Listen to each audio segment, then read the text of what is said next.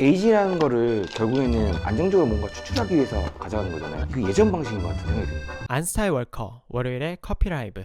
디게싱 기간이 없어도 바로 먹을 수 있는 커피를 만들고 계신다고 하셨는데, 디게싱 기간이 필요한 커피는 품질에 문제가 있는 걸까요? 아니면 품질과는 별개로 봐야 할까요? 라고는 질문을 해주셨어요. 저희가 다시 그 영상을 가서 댓글을 보면서 디게싱하면 맛이 좋아지는 건 팩트가 아닌가요? 네. 로스팅이 잘 됐건 안 됐건 말입니다. 주씨의 주장은 네. 적어도 네. 그러니까 성이 네네네네 맞습니다. 주씨 장관이네. 주장은 네. 적어도 우린 디게싱 없는 잘 볶은 커피를 만든다는 거네요. 네 맞아요. 그 이야기는 디게싱하는 로스터들은 틀린 로스팅을 하고 있는 거고요. 이렇게 댓글을 네, 남겨주세요. 저희가 그런 틀린 로스팅을 했었어요. 핀브라더스에서도 이거를 테스트를 해서 올렸거든요. 디게싱에 대해서.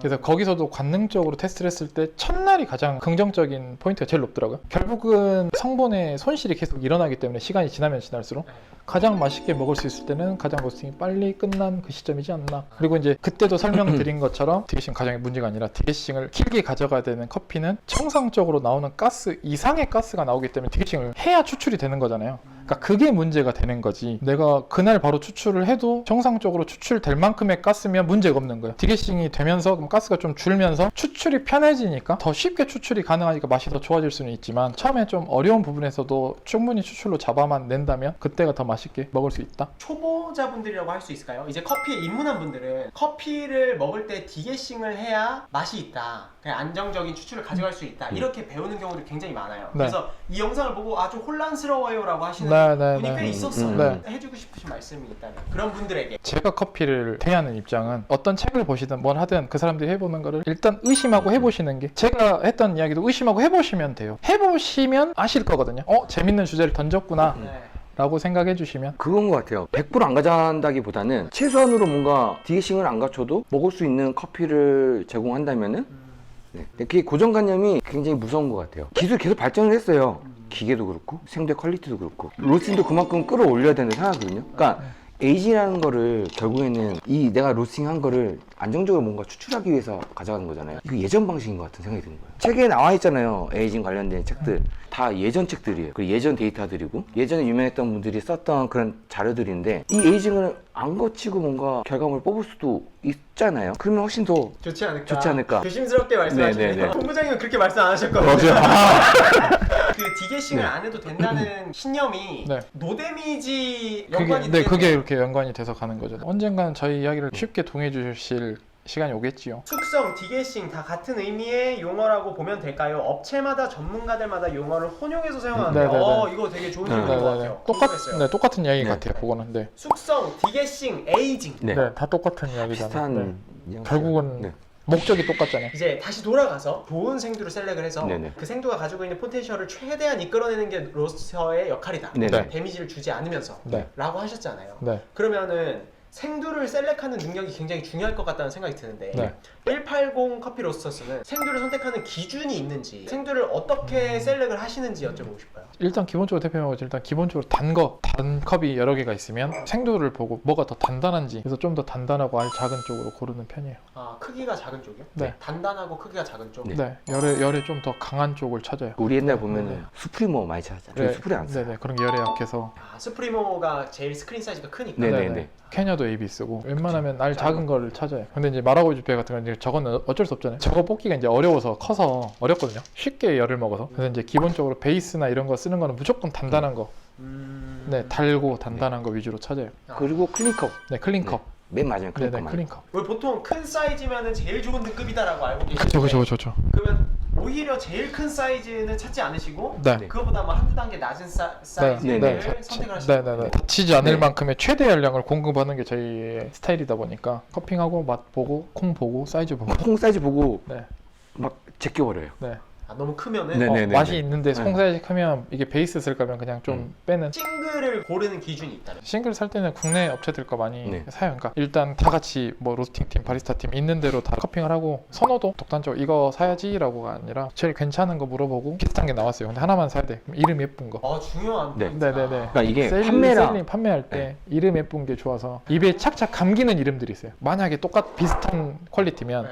이름 예쁜 거 고르려고 해요. 읽기 어려운 거 막 이런 거 있잖아요. 네. 자, 잘 안 되는 것 같아요. 주선호 본부장 같은 경우는 압력 게이지에 칸이 있잖아요. 이거를 더 쪼개놨어요. 이지스터 같은 경우는 뭐 한 8칸, 9칸 더 쪼개내서 쓰긴 해요. 기본 나오는 네. 칸보다 네네네. 네. 엄청 세밀하게 쪼개서 쓰고 있어요. 그리고 이제 큰 로스터들도 2%, 뭐 3%, 뭐 이렇게 줄여요. 많이 줄여야 5%. 로스팅을 공부하는 방법이 궁금합니다. 책도 보고 자료도 찾아보는데 막막한 느낌이 많이 들어서요. 본인이 쓰시는 로스터기를 파악하는 게 제일 중요한 것 같아요. 만약에 로스터기가 없는 분이면 쉽지 않습니다. 그래서 저희는 수업할 때 로스터 없으면 수업을 진행을 네. 안 해드리는 효과가 없어요. 그래서 굳이 교육까지 받으셨는데 못 쓰는 게 되면 저도 보람이 없고 하시는 분도 보람이 없기 때문에 그날 로스팅해야 하는 양에 맞춰 로스터기를 고르신다고 들었는데 네. 맞나요? 네. 그렇다면 로스터기마다 특성은 크게 중요하지 않을까요? 그 구조만 잘 이해하고 있으면 다 비슷하게 맛은 낼 수 있으니까 생산량에 따라서 그냥 맞춰서 쓰고 있어요. 전부터 납품을 하시고 지금까지 하셨을 텐데 그렇게 프로파일이 바뀌면 맛도 많이 바뀔 것 같은데 네. 거래처에 어떻게 대처하셨는지 궁금합니다. 자연스럽게 넘어갔어요. 좋아졌잖아요. 좋으면은 컴플레인 안 걸어요. 요즘 제일 많은 게 이제 산미의 그 강도. 아직까지도 제일 예민한 부분이 이 산미 부분인 것 같아요. 저희가 다크 버전을 출시하고 나서 반응이 엄청 좋으세요. 약간 강요를 한 것 같아요. 고객들한테. 산미를. 네.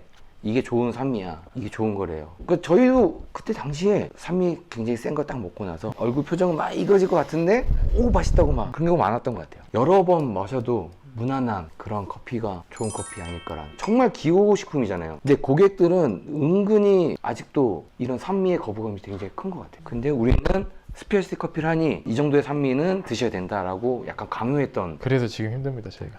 아... 스페셜티 시작 때 네. 스페셜티 커피는 산미가 있다라는 이미지가 너무 강했기 때문에 지금 고객들이 스페셜티 커피에 대한 거부감이 거기서 오는 거지 않나. 그 저희가 지금 출시하는 다크 버전은 최대한으로 뭔가 열어준 거예요.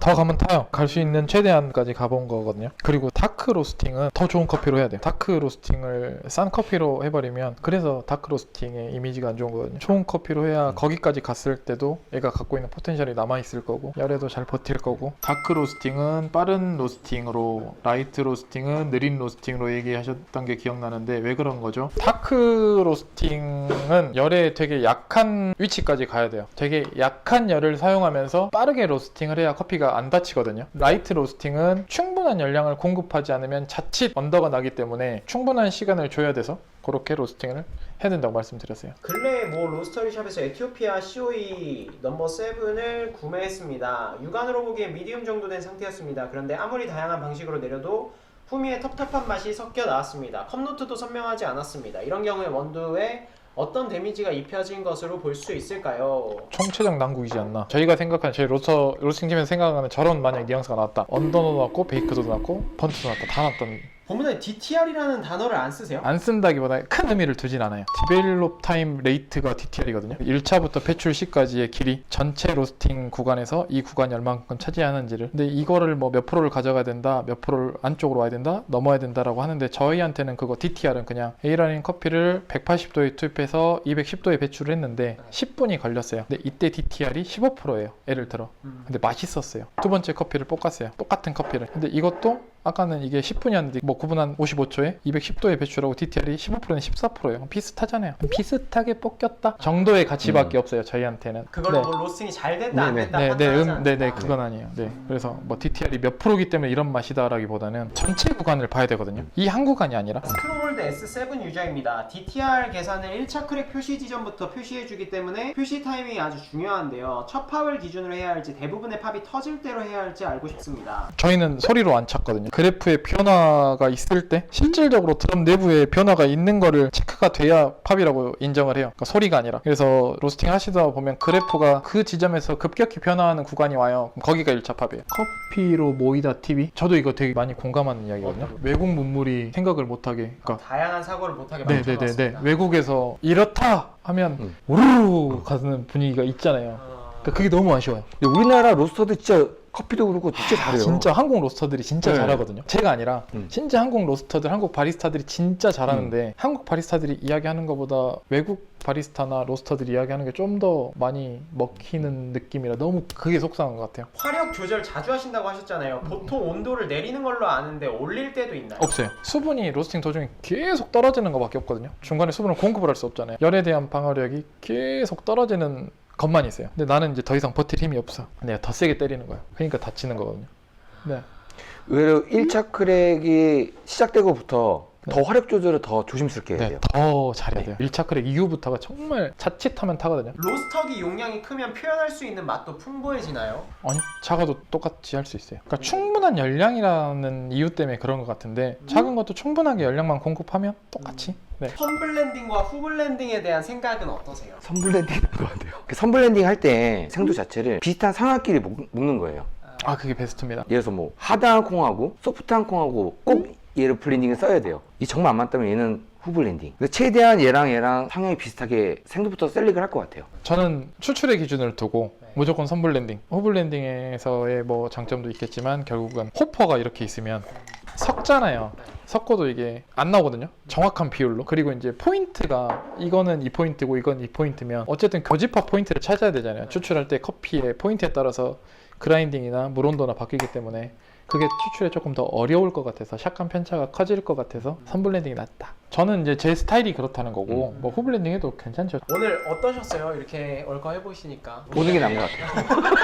보면은 진짜 대단하신 분 되게 많이 나와요. 네. 말도 진짜 잘하시고 생각을 되게 많이 하게 되더라고요. 내가 생각하고 있는 거랑 다르게 얘기했을 때 저거 한번 생각해봐야겠다. 발전을 많이 하는 것 같아요. 그래서 내가 그동안 잘못 생각한 부분들이 있었구나. 좀 다르게 생각해보자. 둘이 나와서 하는 얘기들이 불편하게 들으셨을 수도 있을 건데 아까 말씀드린 제가 원체 단호하게 이야기를 했기 때문에 근데 이제 안 가던 길을 가는 사람들은 결국은 욕을 먹을 수밖에 없다는 생각으로 하고 있거든요. 그것도 다 영양분 삼아서 더 열심히 하겠습니다. 앞으로의 180의 계획이 있다면 항상 이야기하는 게 있습니다. 대표님 내일이라도 905와 장사를 하자 그러면 그거 할 겁니다. 그냥 고기를 구워도 되고 뭘 구워도 됩니다.